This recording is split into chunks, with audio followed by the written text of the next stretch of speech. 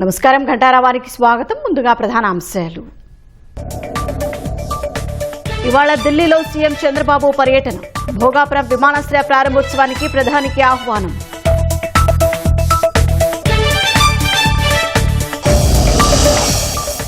నేడు తల్లికి వందనం నిధుల విడుదల. విద్యార్థుల తల్లుల ఖాతాలో నగదు జమ.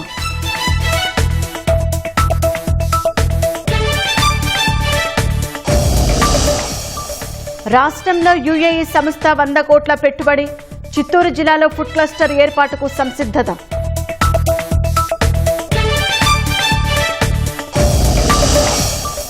తమ్మినేని కుటుంబానికి అరెస్టు నుంచి రక్షణ కల్పించలేం. డబ్బులిచ్చి ఆస్తి కొన్నట్లు రుజువు చేయాలన్న హైకోర్టు.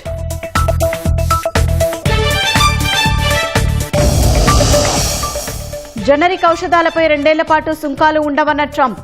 గడువు ముగిశాక 100% టారిఫ్లు విధిస్తామని ప్రకటన.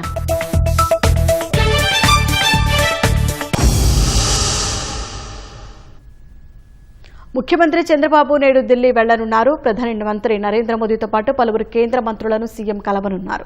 విజయనగరం జిల్లా భోగాపురంలో నిర్మితమైన అల్లూరి సీతారామరాజు అంతర్జాతీయ విమానాశ్రయం ఆగస్టు 1న ప్రారంభం కానుంది. దీన్ని ప్రధాని చేతుల మీదుగా ప్రారంభించనున్నారు. ఈ నేపథ్యంలో సీఎం చంద్రబాబు ఢిల్లీ వెళ్లి ప్రధానమంత్రిని కార్యక్రమానికి ఆహ్వానించనున్నారు. అనంతరం కేంద్ర హోంమంత్రి అమిత్ షాను కూడా సీఎం కలవనున్నారు.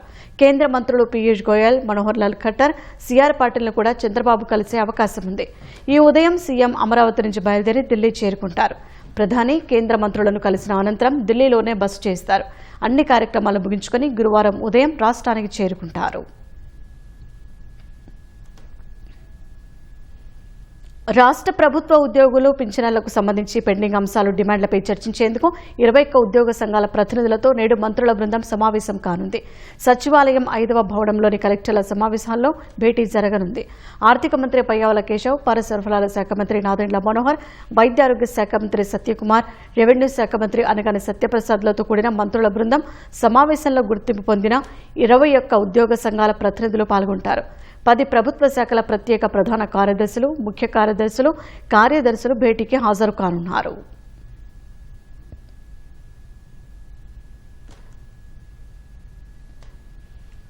రాష్ట్ర ప్రభుత్వం ప్రతిష్టాత్మకంగా చేపట్టిన తల్లికి వందనం పథకం నిధులు ఇవాల్టి నుంచి జమ కానున్నాయి. 1వ తరగతి నుంచి ఇంటర్మీడియట్ వరకు చదువుతున్న అర్హులైన విద్యార్థుల తల్లుల ఖాతాలో 13,000 రూపాయల చొప్పున నగదు జమ కానుంది. నేటి నుంచి నెల 24వ తేదీలోగా దశల వారీగా లబ్ధిదారుల బ్యాంకు ఖాతాలో నిధులు చేరనున్నాయి. ఇదే సమయంలో సైబర్ నేరగాల ఉచ్చులో పడకుండా జాగ్రత్తగా ఉండాలని పోలీసులు, నిపుణులు సూచిస్తున్నారు. 2026-27 విద్యా సంవత్సరానికి రాష్ట్రంలో 67,47,190 మంది విద్యార్థులకు తల్లికి వందనం పథకం ద్వారా లబ్ధి చేకూరనుంది. 42,70,802 మంది తల్లుల బ్యాంకు ఖాతాలకు నిధులు జమ చేయనున్నారు. ఇప్పటికే పరిశీలన పూర్తయిన 64,76,590 మంది విద్యార్థులకు సంబంధించిన 41,07,502 మంది తల్లుల ఖాతాల్లో ఇవాళ నిధులు జమ కానున్నాయి. ఈ విద్యా సంవత్సరానికి తల్లికి వందనం కింద మొత్తం 10,120 కోట్ల 78 లక్షల రూపాయల ఆర్థిక సహాయాన్ని ప్రభుత్వం అందించనుంది. అర్హులైన ఒక్కో విద్యార్థికి చెల్లించే 15,000 రూపాయల నుంచి 2,000 మినహాయించి 13,000 జమ చేయనుంది. తల్లికి వందనం వివరాలను మనమిత్ర వాట్సాప్, లీప్ యాప్ల ద్వారా తెలుసుకోవచ్చు.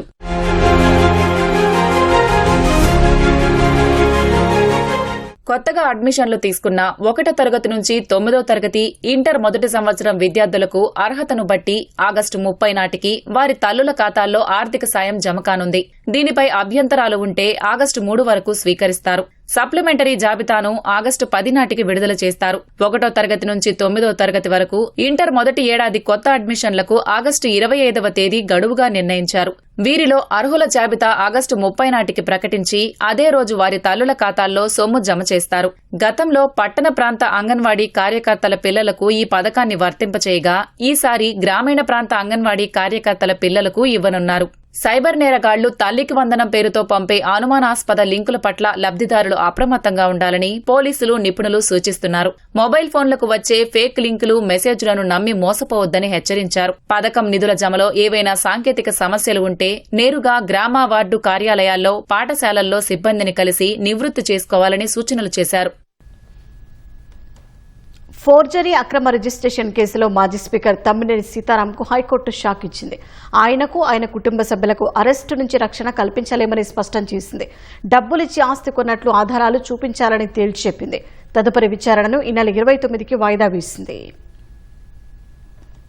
వైసీపీ అధినేత మాజీ స్పీకర్ తమ్మినేని సీతారాం, ఆయన సతీమణి వాణి, కుమారుడు వెంకట శ్రీరాం చిరంజీవి నాగులకు హైకోర్టులో చుక్కెదురైంది. 4 కోట్ల రూపాయల విలువైన భూమిని ఫోర్జరీ దస్త్రాలతో నాగు పేరుపై అక్రమంగా రిజిస్ట్రేషన్ చేయించుకున్నారంటూ నమోదైన కేసులో అరెస్టు నుంచి వారికి రక్షణ కల్పించేందుకు హైకోర్టు నిరాకరించింది. పిటిషనర్లకు నోటీసిచ్చి వివరణ తీసుకోవాలని పోలీసులను ఆదేశించబోమంది. ఈ వ్యవహారంలో కట్టా జయకిషోర్ అనే వ్యక్తి ఇచ్చిన ఫిర్యాదుతో శ్రీకాకుళం పోలీసులు కేసు నమోదు చేశారు. కేసును కొట్టేయాలంటూ పిటిషనర్లు వేసిన క్వాష్ పిటిషన్లో అరెస్టు నుంచి రక్షణ కల్పిస్తూ మధ్యంతర ఉత్తర్వులివ్వలేమని హైకోర్టు తేల్చి చెప్పింది. అరెస్టు గురించి ఆందోళన ఉంటే ముందస్తు బెయిల్ పిటిషన్ వేసుకోవాలని సూచించింది. ఆ ఆస్తి విలువ ఎంత, ఎంతకు కొన్నారు, చెక్కు ఇచ్చారా, నగదు బదిలీ చేశారా, స్థలం కొనుగోలుకు సొమ్ము చెల్లించినట్లు ఆధారాలను హైకోర్టు ముందుంచి నిజాయితీని నిరూపించుకోవాల్సిన బాధ్యత పిటిషనర్లపైనే ఉందని తేల్చి చెప్పింది. పూర్తి వివరాలతో కౌంటర్ వేయాలని ఇరుపక్షాలను ఆదేశిస్తూ విచారణను ఈ నెల 29కి వాయిదా వేసింది. హైకోర్టు న్యాయమూర్తి డాక్టర్ జస్టిస్ వై లక్ష్మణరావు మంగళవారం ఈ ఉత్తర్వులిచ్చారు.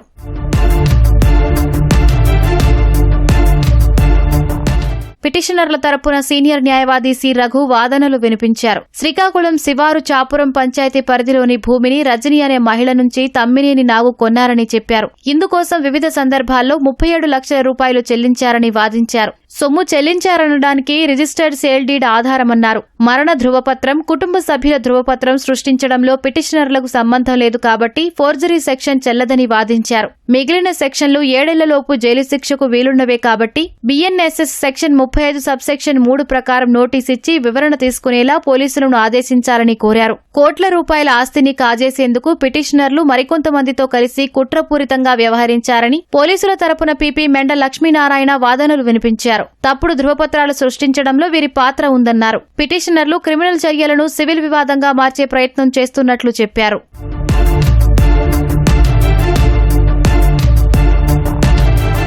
రిజిస్టర్ దస్త్రం తమ్మినేని చిరంజీవి నాగు పేరుపై ఉంటే ఆయన తల్లిదండ్రులు వాణి, సీతారాంలను నిందితులుగా ఎందుకు చేర్చారని పీపీని న్యాయమూర్తి ప్రశ్నించారు. అన్నదమ్ములు, బావమరుదులు, ఇతర కుటుంబ సభ్యులను నిందితులుగా చేర్చి ఉండాల్సిందని వ్యంగ్యంగా వ్యాఖ్యానించారు. కేసుకు రాజకీయ రంగు పులిమారన్నారు. తమ్మినేని సీతారాం అప్పట్లో స్పీకర్గా ఉన్నారని, అధికార దుర్వినియోగానికి పాల్పడి ఇతర నిందితులతో కలిసి నకిలీ ధృవపత్రాలను సృష్టించారని పీపీ వాదనలు వినిపించారు. సబ్ రిజిస్ట్రార్ను ప్రభావితం చేసి రిజిస్ట్రేషన్ చేయించుకున్నట్లు చెప్పారు. ఈ వ్యవహారంలో పిటిషనర్ల పాత్ర ఉందని, వారి కళాశాలలో పనిచేసే సిబ్బందే వాంగ్మూలాలు ఇచ్చినట్లు న్యాయమూర్తి దృష్టికి తీసుకొచ్చారు. స్థలం ఆక్రమణకు గురైందని తెలిసిన వెంటనే పోలీసు కేసు పెట్టకుండా కోర్టులో దావా ఎందుకు వేశారని, 2 ఏళ్ల తర్వాత ఇప్పుడు కేసు ఎందుకు పెట్టాల్సి వచ్చిందని ఫిర్యాదుదారు జయకిషోర్ ను న్యాయమూర్తి ప్రశ్నించారు. ఆయన తరపున సీనియర్ న్యాయవాది పోసాని వెంకటేశ్వర్లు వాదనలు వినిపించారు. ఫోర్జరీ దస్త్రాలతో రిజిస్ట్రేషన్ చేసుకున్న విషయం అప్పట్లో తెలియదన్నారు. స్థల ఆక్రమణపై సివిల్ కోర్టులో దావా వేశారన్నారు. న్యాయమూర్తి స్పందిస్తూ పోలీసులు కవులుగా మారారు. వారు తలుచుకుంటే ఏమైనా సృష్టించగలరని వ్యాఖ్యలు చేశారు. ప్రభుత్వం మారాక వాంగ్మూలాలను మార్చేసి నిందితులకు క్లీన్ చిట్ ఇస్తున్నారని, ఇలాంటి పరిస్థితులు దురదృష్టకరమన్నారు. లా అండ్ ఆర్డర్ చట్ట నిబంధనల ప్రకారంగా ఉండాలి తప్ప పోలీసులకు నచ్చినట్లు కాదని ఘాటుగా వ్యాఖ్యానించారు. రాష్ట్ర వ్యాప్తంగా సంచలనం సృష్టించిన కేసుల్లో పోలీసుల ఉదాసీనతపై ప్రశ్నలు ఉత్పన్నమవుతున్నాయి. రోడ్డు ప్రమాద కేసులో తన కుమారుడిని తప్పించే కుట్రలో మాజీ మంత్రి సీదిరి అప్పలరాజును, ఫోర్జరీ అక్రమ భూ రిజిస్ట్రేషన్ కేసులో మాజీ స్పీకర్ తమ్మినేని సీతారాంను పోలీసులు ఎందుకు అరెస్టు చేయడం లేదన్న చర్చ నడుస్తోంది. అరెస్టు కాకుండా మార్గాలు వెతుక్కునేలా కావాలనే సమయం ఇస్తున్నారన్న అనుమానాలు వ్యక్తమవుతున్నాయి. కోర్టు కూడా రక్షణ కల్పించకపోతే ఇక తప్పదన్నట్లు అప్పుడు అరెస్టు చేస్తారా అంటూ పెదవి విరుస్తున్నారు.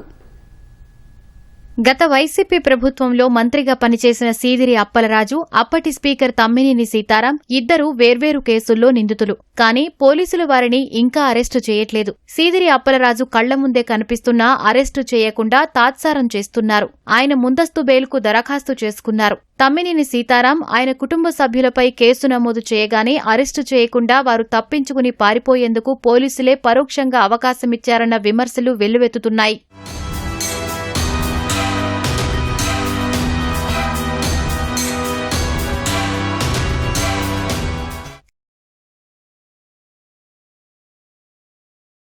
శ్రీకాకుళం జిల్లా కాశీబుగ్గ రోడ్డు ప్రమాద ఘటనలో గొర్రెల కాపరి దానయ్య మరణానికి కారణమైన తన కుమారుడు ఆరవ వర్మను కేసు నుంచి తప్పించేందుకు సీదిరి అప్పలరాజు కుట్ర చేశారు. తన కుమారుడికి బదులుగా సిద్ధార్థ త్యాడిని బలిచేసి అతడిని జైలుకు పంపాలని చూశారు.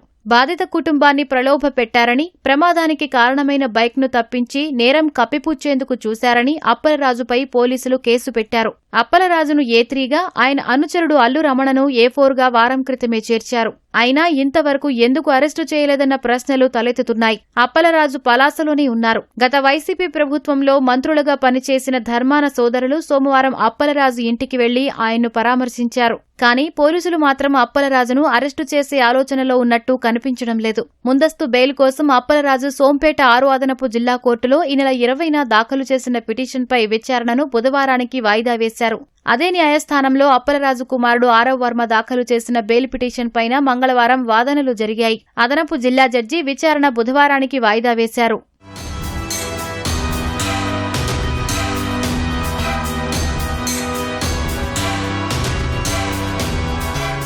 నకిలీ పత్రాలతో 4 కోట్ల రూపాయల భూమి కొట్టేసిన వ్యవహారంలో మాజీ స్పీకర్ తమ్మినేని కుటుంబం పాత్రను నిర్ధారించే సాక్ష్యాధారాల్ని పోలీసులు సేకరించారు. పోలీసులు న్యాయ సలహా తీసుకుని తమ్మినేని సీతారాం, ఆయన భార్య వాణి, కుమారుడు శ్రీరామ చిరంజీవి నాగులను నిందితులుగా చేర్చారు. అలా కేసు పెట్టేటప్పుడే నిందితులు పరారు కాకుండా నిఘా పెట్టాల్సిన అవసరం ఉంది. కేసు నమోదయ్యాక వెంటనే వారిని అరెస్టు చేయకుండా పరారయ్యేందుకు తగినంత సమయం పోలీసులే ఇచ్చారు. తీరిగ్గా వాహనం పిలిపించుకుని పరారైన తమ్మినేని, ఆయన భార్య, కుమారుడు ప్రస్తుతం హైదరాబాద్లో ఉన్నట్టు తెలుస్తోంది. ఆ కేసులో A13గా ఉన్న హిరమండలం సబ్ రిజిస్ట్రార్ బి అరుణ మంగళవారం విచారణకు హాజరయ్యారు. ఆమెపై శాఖాపరమైన విచారణ చేసి నివేదిక ఇవ్వాలని జిల్లా రిజిస్ట్రార్ను శ్రీకాకుళం జిల్లా కలెక్టర్ స్వప్నిల్ దినకర్ పుణ్కర్ ఆదేశించారు.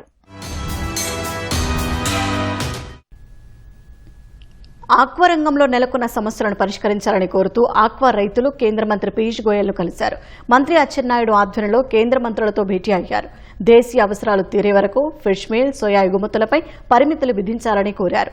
ఢిల్లీ వెళ్లిన ఆక్వా రైతులతో మా ప్రతినిధి శ్రీనివాస్ ముఖాముఖి. పెరిగిన ఆక్వా ఫీడు ధరలతో ఆక్వా రైతులు తీవ్ర ఇబ్బందులు పడుతున్నారు. పెరిగిన ధరలను తగ్గించాలంటూ ఇప్పటివరకు కూడా రాష్ట్రంలో వివిధ రూపాల్లో ఆక్వా రైతులు నిరసన తెలియజేశారు. ఆక్వా రైతులు పడుతున్న ఇబ్బందులు దృష్టి ఉంచుకొని ముఖ్యమంత్రి చంద్రబాబు కేంద్రానికి కూడా లేఖలు రాయడం జరిగింది. మంత్రి అచ్చెన్నాయుడు సారథ్యంలో ఆక్వా రైతులు అలాగే అధికారులు కూడా కేంద్రంలో పెద్దలను కలిసి రావచ్చారు. ప్రస్తుతం కేంద్రంలో పెద్దలను కలిసిన వారిలో పశ్చిమ గోదావరి జిల్లాకు చెందిన కొంతమంది రైతులు ఉన్నారు. వారితో మాట్లాడుతూ సార్ చెప్పండి, ప్రధానంగా కేంద్రంలో ఎవరెవరిని కలవడం జరిగింది, ఏం సమస్యలు వారి దృష్టికి తీసుకెళ్లారు మీరు? ప్రధానంగా చంద్రబాబు నాయుడు గారి ఆదేశాల ప్రకారంగా అచ్చెన్నాయుడు గారి ఆధ్వర్యంలో కేంద్రంలో ఢిల్లీలో ఆక్వా రైతులు, ఫిషరీస్ డిపార్ట్మెంటు ఎంపీలు, మన స్టేట్ మంత్రులు అందరూ కలిసి మన ఫిషరీస్ మినిస్టర్ గారిని కలవడం జరిగింది. తర్వాత పీయూష్ గోయల్ గారిని కూడా కామర్స్ మినిస్టర్ గారిని కలవడం జరిగింది.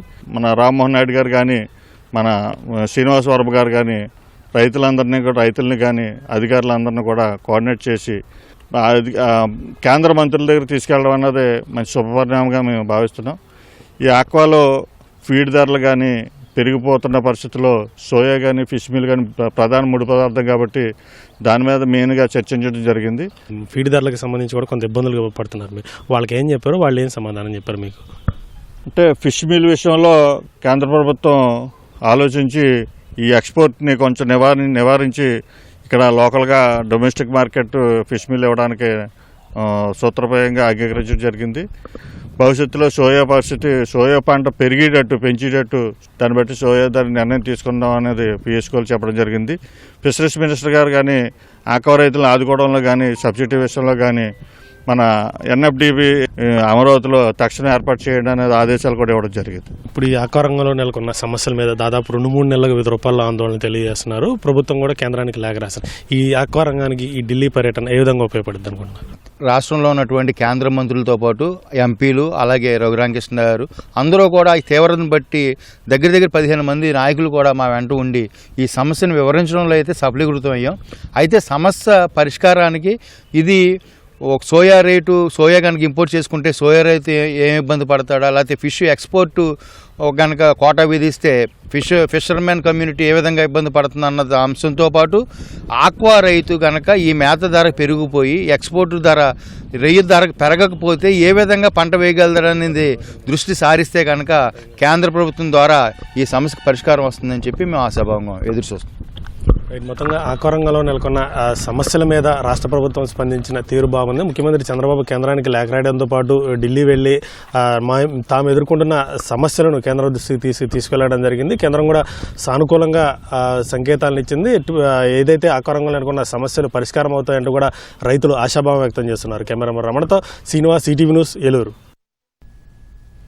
అనుమతులు లేకుండా ఈటీవీ ఛానళ్లను ప్రసారం చేస్తూ అక్రమంగా సబ్స్క్రిప్షన్లను విక్రయిస్తున్న స్టార్ షేర్ యాప్పై గుంటూరు జిల్లా ఫిరంగిపురం పోలీస్ స్టేషన్లో కేసు నమోదైంది. ఈటీవీ ప్రతినిధుల ఫిర్యాదు మేరకు పోలీసులు కేసు నమోదు చేశారు. షేక్ గౌస్ అనే వ్యక్తి ఈ అక్రమ కార్యకలాపాలకు పాల్పడుతున్నట్లు పోలీసులు ప్రాథమికంగా గుర్తించారు. అతనిపై కాపీరైట్ చట్టం కింద కేసు నమోదు చేశారు. గుంటూరు జిల్లా తాడికొండ నియోజకవర్గం ఫిరంగిపురం పోలీస్ స్టేషన్ పరిధిలో అనుమతి లేకుండా ఈటీవీ ఛానళ్లను ప్రసారం చేస్తూ అక్రమంగా సబ్స్క్రిప్షన్లు విక్రయిస్తున్న స్టార్ షేర్ యాప్పై కేసు నమోదైంది. ఈ యాప్ ద్వారా ఛానళ్లను అనధికారికంగా ప్రసారం చేయడం వల్ల ఈటీవీకి ఆర్థికంగా నష్టం వాటిల్లుతోందని సంస్థ ప్రతినిధులు ఫిరంగిపురం పోలీస్ స్టేషన్లో ఫిర్యాదు చేశారు. కేసు నమోదు చేసిన పోలీసులు విచారణ చేపట్టారు. ఫిరంగిపురం ప్రాంతంలో తాజ్ కమ్యూనికేషన్స్ ద్వారా కేబుల్ నెట్వర్క్ నిర్వహిస్తున్న షేక్ గౌస్ ఈ అక్రమాలకు పాల్పడుతున్నట్లు ప్రాథమికంగా గుర్తించారు.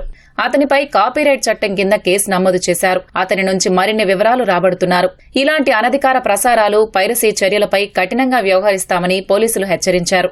ఈటీవీ నెట్వర్క్ యొక్క ఛానల్స్ ని అనుమతి లేకుండా ఫిరంగిపురం మండలానికి చెందినటువంటి గౌస్ అనేటటువంటి ఒక పర్సన్ కంపెనీకి ఎటువంటి రుసుము చెల్లించకుండా, సబ్స్క్రిప్షన్ చేయకుండా స్టార్ షేర్ యాప్ అనేటటువంటి ద్వారా ప్రజలకి అతను అక్రమంగా సబ్స్క్రిప్షన్ అందిస్తూ అక్రమ లాభం పొందుతున్నాడు. దీనిపై ఈటీవీ నెట్వర్క్ ప్రతినిధులు ఈ పోలీస్ స్టేషన్కి కంప్లైంట్ చేయడం జరిగింది. దీనిపై కేసు నమోదు చేసి కాపీరైట్ యాక్ట్ మరియు చీటింగ్ లాంటి కేసులు నమోదు చేయడం జరిగింది. ఇలాగే ఎవరైనా సరే పర్మిషన్ లేకుండా కానీ, నెట్వర్క్ యొక్క సబ్స్క్రిప్షన్ లేకుండా కానీ ఛానల్స్ అనధికారికంగా కానీ చేసిన వారికి కఠిన చర్యలు తీసుకుని కాపీరైట్ యాక్ట్ మరియు చీటింగ్ కేసులు నమోదు చేసి వారిపైన చట్టపరంగా చర్యలు తీసుకుంటామని పోలీసు పరంగా తెలియజేయండి. ఇతర ప్రాంతాల్లోనూ వేర్వేరు యాప్ల ద్వారా అనుమతి లేని ప్రసారాలు చేస్తూ సొమ్ము చేసుకుంటున్న వారిపైన నిఘా పెడతామని పోలీసులు వెల్లడించారు. విశాఖపట్నంలో కోల్కతా చెన్నై జాతీయ రహదారిపై ప్రమాదం జరిగింది. అక్కయ్యపాలెం సిగ్నల్ వద్ద ఆగి ఉన్న వాహనాన్ని లారీ ఢీకొట్టింది. ఈ ఘటనలో ఒకరు మృతి చెందగా మరొకరికి తీవ్ర గాయాలయ్యాయి. చిప్స్ ప్యాకెట్లను అన్లోడ్ చేస్తున్న వాహనాన్ని కంకర మిక్సర్ లారీ బలంగా ఢీకొట్టడంతో ప్రమాదం చోటు చేసుకుంది. ప్రమాదంలో చనిపోయిన వ్యక్తి అప్పారావుగా గుర్తించారు.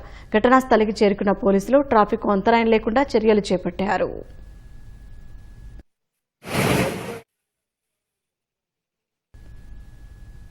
గుజరాత్లోని అహ్మదాబాద్లో అక్రమ బాణసంచ ఫ్యాక్టరీలో భారీ అగ్ని ప్రమాదం జరిగి 10 మంది ప్రాణాలు కోల్పోయిన ఘటనతో అధికారులు అప్రమత్తమయ్యారు.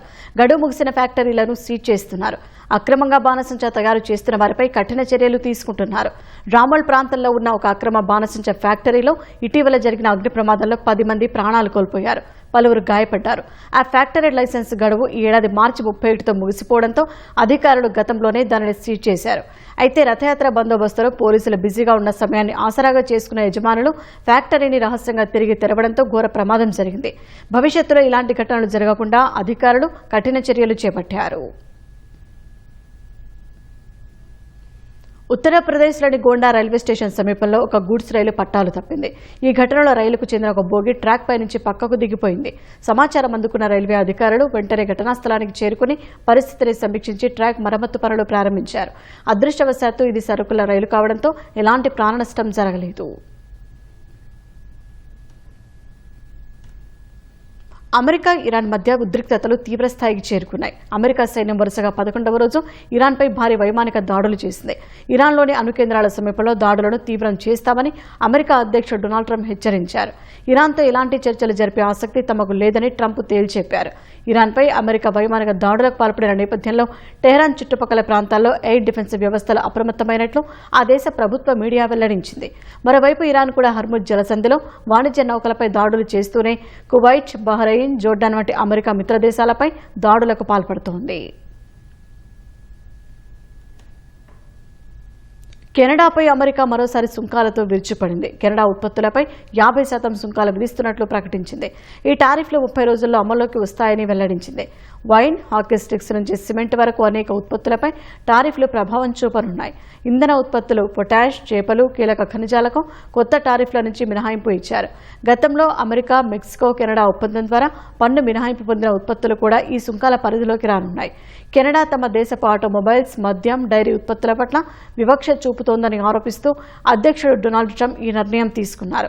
ఐరోపాతో పోలిస్తే అమెరికా చీజ్, పాల ఉత్పత్తులపై కెనడా వివక్ష చూపిస్తోందని ట్రంప్ ఎప్పటి నుంచో ఆరోపిస్తున్నారు. అంతేకాకుండా కెనడాలో చెలరేగిన కాల్చిచ్చు వల్ల అమెరికాలో గాలి నాణ్యత దెబ్బతిన్నందుకు కూడా మరిన్ని అదనపు సుంకాలు విధించాలని ట్రంప్ ఆదేశించారు.